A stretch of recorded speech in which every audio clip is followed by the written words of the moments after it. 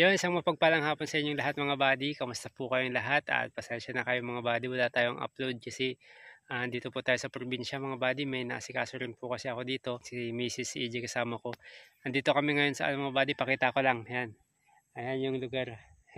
Dito kami sa tawag dito sa amin ay Tayak. Dito yung tinatambayan ko kasi may signal dito mga buddy. Yan si Mrs. nakikisignal din. I-update ko lang kayo doon sa mga tutulungan din natin sa Maynila mga buddy. Nung nakaraan mga buddy, nandun si Kuya Jonathan sa bahay. So, binigyan ko siya ng kondisyon din na tutulungan ko siya na makapagbago ulit, mapagsimula kung babaguhin niya rin yung sarili niya. So, napanood ko nga na kailangan siya. Pumunta pala siya sa kila Kuya Ka-Business. Tapos napanood ko si Kuya Jonathan dun kay Ate LB. At parang itinatanggi pa nga ni Kuya Jonathan na na galing siya kila Kuya Ka-Business. So napanood ko yung vlog, napakaganda ng ng propose ulit ni Kuya Ka-Business para sa tulungan sila. Kaso nga lang mga buddy, mukhang hindi niya talaga hindi nagsisink in kay Kuya Jonathan. Ayaw niya talaga, gusto niya talaga yung easy go lucky kumbaga. Ayun mga buddy, update ko lang kayo kasi nga yun niya yung sabi ko sa kanya na magtitinda ng basahan. So baka isipin ng iba na sana yung pangako ko kay Kuya Jonathan. Yun mga buddy, yung conditions ko sa kanya. Tsaka gusto ko na siya yung magkusa.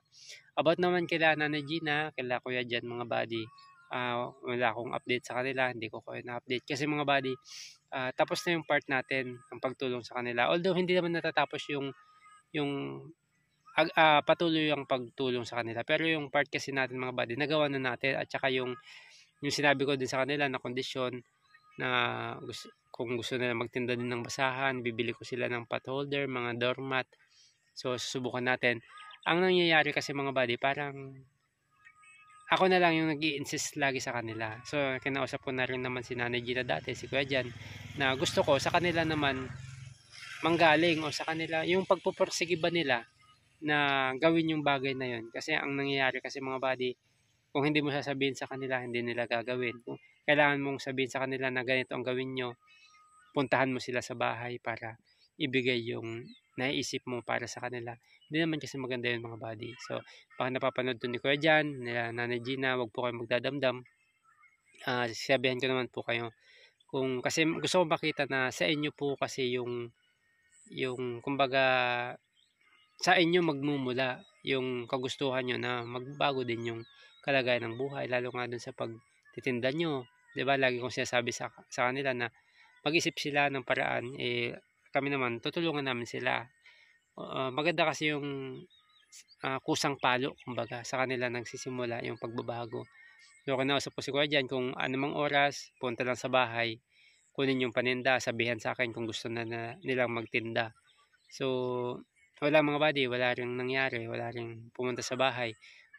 Ang katotohanan niyan, pumunta si nanay noong nakaraang Friday ata yun or Saturday, hindi ko matandaan mga buddy, pero hindi ko na publinag. Nakausap ko yung gumawa na isa doon sa mga buddy sa bahay nila Nanay Gina, si Kuya, shout out. Nasabi din sa akin ni Kuya na inuutangan daw siya ni Nanay Gina, kung bihira mga buddy. So nasa lubong ata sa kalsada o sa daan o nadaanan kasi nadadaanan nila yung bahay nung sila Kuya, yung isang gumawa ng bahay, umuutang daw sa kanya si Nanay Gina. Kung napapanood ni Kuya dyan, ni Nanay, hindi naman ako nagagalit mga buddy. Paalala lang na hindi magandang gawain yun. Siguro baka kailangan nila nun. Hindi naman na kasi sila bumalik sa bahay mga buddy. Tapos iniintay ko sila, nabibigyan ko sila ng puhunan para nga doon sa basahan. Tapos ituturo ko sa kanila kung saan yung bilihan. Nakausap na rin ako mga buddy. Hindi rin sila pumunta sa bahay. So, mahirap yung mga buddy yung tayo lang lagi mag-i-insist. Although gusto nating tumulong sa kanila pero hindi naman doon natatapos. Gusto lang nating yung kusang palo para sa kanila.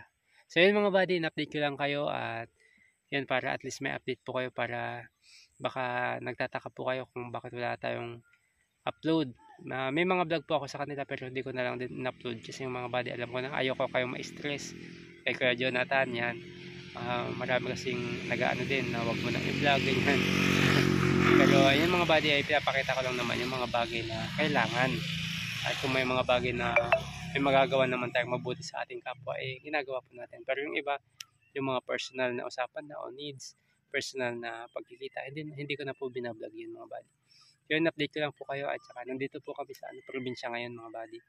So hindi ako makapag-upload although may mga ano din dito mga buddy, may mga deserve din na tulungan.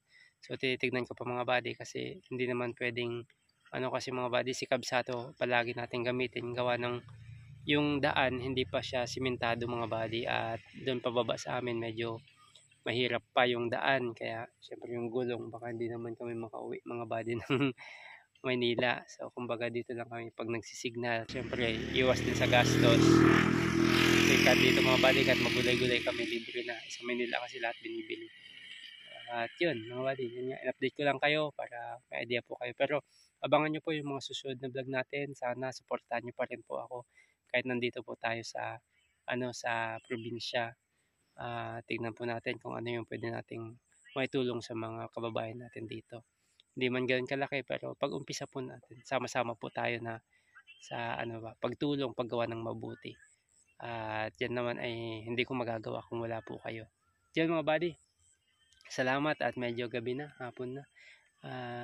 Yan, update ko lang po kayo at mag-iingat po kayong lahat palagi. Yan, magla-live sana ako. Basta mga buddy, update ko kayo pag makapagpa-wifi na tayo. Sana loobin mga buddy na tayo ng wifi. Magpakabit pag napag-ipunan natin para kahit nasa bahay tayo makapag-upload. So yung mga buddy, medyo gumagabi na at ihatid ko na rin sila misis. Yan, salamat po mga buddy. Ingat po kayong lahat.